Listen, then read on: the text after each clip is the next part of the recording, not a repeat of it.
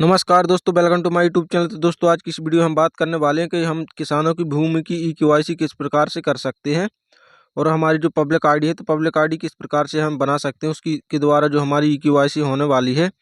तो चलिए, आपको सबसे पहले यहाँ पर भू अभिलेख की वेबसाइट पर आ जाना है और भू अभिलेख की वेबसाइट पर आने के लिए आपको गूगल पर भू अभिलेख सर्च करेंगे तो इस वाली वेबसाइट पर आ जाएंगे। उसके बाद आपको यहाँ पर रजिस्टर एज पब्लिक यूज़र का एक ऑप्शन दिखाई देगा, तो आपको इसी पर अपनी जो पब्लिक यूज़र आईडी बनानी है। अगर आपसे पब्लिक यूज़र आईडी नहीं बनती है बनाते तो इसी वीडियो के लास्ट में मैं उस वीडियो की लिंक लगा दूंगा, तो जिस पर आप क्लिक करके उस वीडियो को देख सकते हैं किस प्रकार से आप पब्लिक यूज़र आईडी बना सकते हैं। अगर फिर भी आपसे पब्लिक यूज़र आईडी नहीं बनती है तो इसी वीडियो के डिस्क्रिप्शन बॉक्स में मैंने अपने व्हाट्सएप ग्रुप की लिंक लगा दी है, जिसको आप ज्वाइन कर लो। ज्वाइन करने के बाद आप मुझसे संपर्क कर सकते हैं, तो मैं आपकी जो पब्लिक यूज़र आईडी बनाकर आपको दे दूंगा। तो इस प्रकार से आपको अपनी पब्लिक यूज़र आईडी बना लेनी है। उसके बाद आपको यहाँ पर जो लॉगिन आईडी और यहाँ पर पासवर्ड की एक ऑप्शन दिखाई देगा, तो आपको यहीं पर अपनी यूज़र आईडी और पासवर्ड को यहाँ पर आपको डाल देना है और पासवर्ड डालने के बाद आपको यहीं से लॉगिन हो जाना है। तो इस प्रकार से आपको यहाँ पर अपनी यूज़र आईडी और पासवर्ड डाल लेना है। अगर आपको यहाँ पर जो कैप्चा दिखाई दे रहे हैं तो कैप्चा आपको यहाँ पर कई बार क्या होता है कि समझ में नहीं आ पाते हैं, तो यहाँ पर आपको कैप्चा के बगल में एक रिफ्रेश का ऑप्शन दिखाई देगा।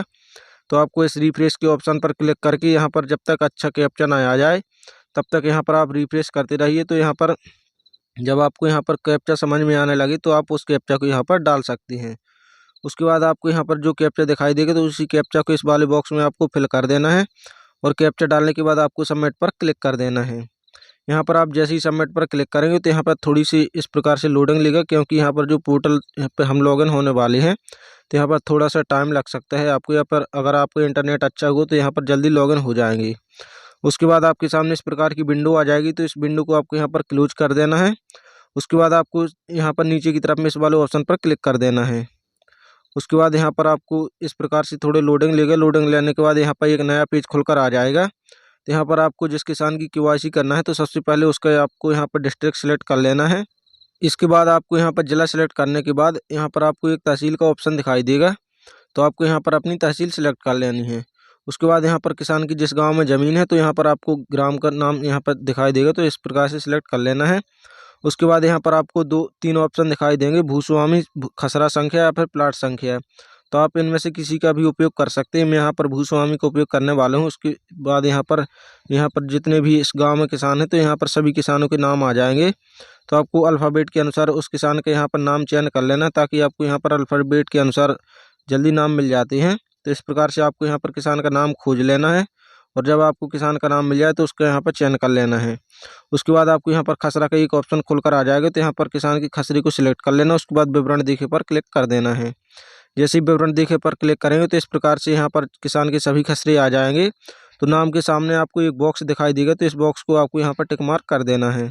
तो यहाँ पर जैसे ही आप इस बॉक्स को टिक मार्क करेंगे तो यहाँ पर जो किसान का नाम सिलेक्ट हो जाएगा इस प्रकार से।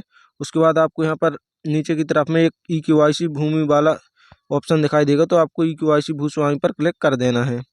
उसके बाद इस प्रकार से एक विंडो ओपन होकर आ जाएगी, तो यहाँ पर आपको किसान का आधार संख्या डाल देनी है। तो चलिए, यहाँ पर किसान का आधार कार्ड नंबर डाल देते हैं और उसके बाद जो नीचे की तरफ में जनरेट OTP वाला यहाँ पर लिखा है तो इस पर आपको क्लिक कर देना। उसके बाद यहाँ पर ओके कर देना है। अब किसान का जो मोबाइल नंबर है जो आधार कार्ड से रजिस्टर्ड होगा उसी मोबाइल नंबर पर आपकी OTP जाने वाली है।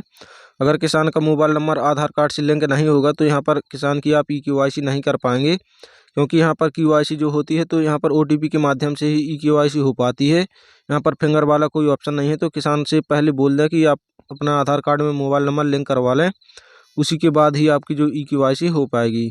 OTP डालने के बाद आपको यहाँ पर जमा करने वाले बटन पर क्लिक कर देना है। उसके बाद आपको ओके कर देना है। जैसे ही आप यहाँ पर जमा करने वाले बटन पर क्लिक करेंगे तो यहाँ पर देखेंगे किसान की जानकारी आ गई है। तो उसके बाद आपको यहाँ पर किसान के जो बॉक्स के सामने यहाँ पर एक बिंदु दिखाई दे रहा है, तो आपको इसको टिक मार्क कर देना है। और उसके बाद यहाँ पर किसान की फ़ोटो के बगल में आपको मोबाइल नंबर का एक ऑप्शन दिखाई देगा, तो यहाँ पर आपको किसान का मोबाइल नंबर डाल देना है। उसके बाद OTP भेजे पर जैसे ही आप क्लिक करेंगे तो किसान के इसी मोबाइल नंबर पर OTP जाएगी, जो आपने अभी मोबाइल नंबर यहाँ पर डाला है। तो उसी मोबाइल नंबर पर OTP आ गई, तो उस OTP को आपको यहाँ पर फिल कर देना और जमा करने पर क्लिक कर देना है। उसके बाद यहाँ पर मोबाइल नंबर सफलतापूर्वक सेव कर लिया गया है, तो ओके कर देना है। उसके बाद यहाँ पर आपको नीचे की तरफ में आ जाना है, उस जानकारी को अच्छे से पढ़ लेना है। यहाँ पर जो टिक मार्क के लिए एक बॉक्स दिखाई दे रहा है तो इसको आपको चेक मार्क कर देना है। यहाँ पर आप देख सकते हैं किसान का नाम आ चुका है, जो आधार कार्ड में यहाँ पर जानकारी दी गई थी उसी के प्रकार आ चुकी है यहाँ पर जानकारी। उसके बाद आपको यहाँ पर नीचे की तरफ में अनुमोदन हेतु भेजा का एक ऑप्शन दिखाई देगा, इस पर क्लिक कर देना है। उसके लिए यहाँ पर आपको एक बार से जानकारी को सुनिश्चित कर लेना है कि जानकारी सही है या नहीं, तो यहाँ पर ओके कर देना। उसके बाद अनुमोदन हेतु आपका जो भेज दिया गया है तो यहाँ पर आपको ओके कर देना है। उसके बाद आप यहाँ पर देखें कि आपकी जो किसान की ई-केवाईसी है तो यहाँ पर ई-केवाईसी कंप्लीट हो चुकी है। तो इस प्रकार से आप भी किसी भी किसान की ई-केवाईसी कर सकते हैं और ई-केवाईसी करने का आपको यहाँ पर 20 से 30 रुपये चार्ज मिलने वाला है, तो जो कि आप किसान से आप डायरेक्टली यह चार्ज ले सकते हैं। तो इस प्रकार से आप किसी भी किसान की ई-केवाईसी कर सकते हैं। अगर आपसे जो register as public user ID है, जिसके माध्यम से हम जो ई-केवाईसी का काम कर पाते हैं, तो आपसे वह आईडी बनाती नहीं बन पाती है तो आप हमसे डायरेक्ट कांटेक्ट कर सकते हैं, जिसके माध्यम से हम आपकी जो पब्लिक यूजर आईडी है तो आपको बनाकर दे देंगे। उसके बाद आप किसानों की ई-केवाईसी आसानी से कर सकते हैं और अच्छा खासा यहाँ पर पैसा कमा सकते हैं। तो दोस्तों, वीडियो पसंद आई है तो लाइक करें, चैनल को सब्सक्राइब करना बिल्कुल भी ना भूलें, ताकि मैं आप सभी लोगों की इसी प्रकार की इन्फॉर्मेटिव वीडियो की जानकारी हमेशा देता रहूँ। धन्यवाद।